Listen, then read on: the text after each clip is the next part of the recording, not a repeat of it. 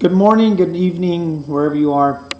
Today I'm going to talk about something that's been happening with my coaching lately, and I think it's really important to share this. One of the things I get is the most important thing with my coaching is grounding, is how grounded you are, how clear you are in your mind when you're doing coaching, or if whatever you're doing in your life.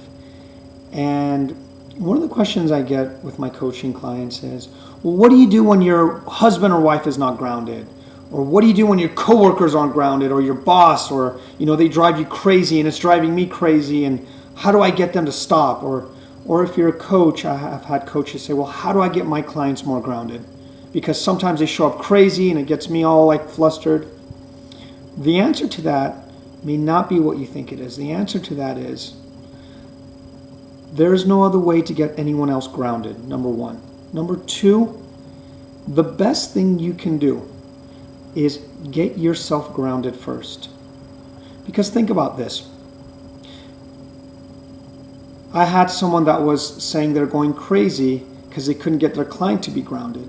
So I asked them a simple question. I said, let me ask you, so the idea that you have is that you want to let your client know that their head is spinning, right? Their head is spinning with all these thoughts, these ideas about themselves, their insecurities. And you're going to tell them that to get out of their head, that it's not a good place to be with your head spinning. So in other words, you're telling them not to do something, and you're doing the very same thing that they're doing that you want them to get out of, which is having their head stop spinning. So it makes perfect sense first not to work on the person in front of you, but to work on grounding yourself first. Because a couple things can happen then.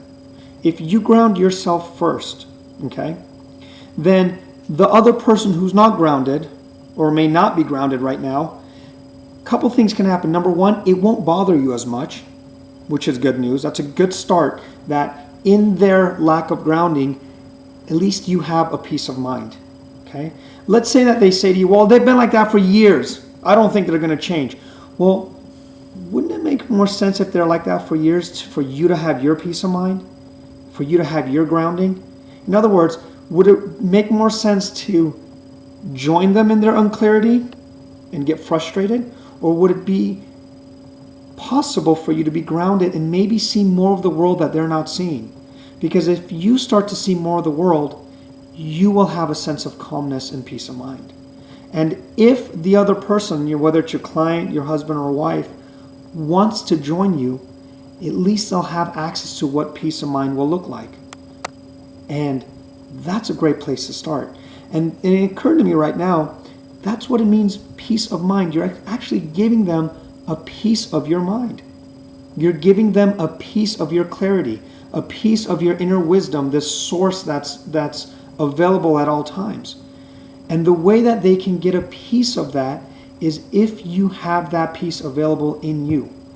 If you trust in that wisdom to see that when you're calm, when you're in that space of collected sense of peace, you're able to let others join you in that.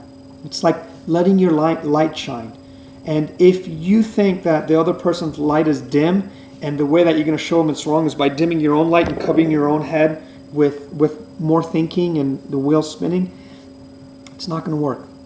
So spend less time trying to fix the other person or get them to be grounded, and spend more time grounding yourself. Because either they're going to see it and they're going to join you in your grounding, or the bad news is they're not going to see it, but at least you're grounded and you've continued to keep your peace of mind. I want you to watch this again and kind of let it sink in from a different place and see if any of this makes sense. And if as soon as you start to get into this idea of, yeah, but what if, you don't understand, that's where you need to get out of. That's when you need to slow down and go, I see what I'm doing. I'm doing exactly what the other person's doing. I'm just doing it a little bit differently. Thanks so much for joining me. I hope this was valuable for you. Visit my website at www.amirkarkouti.com. Actually, www.amirkarkouti.com, which is actually going to be below you anyway, so you don't have to worry about remembering that. And thanks so much for joining me this time. We'll talk soon.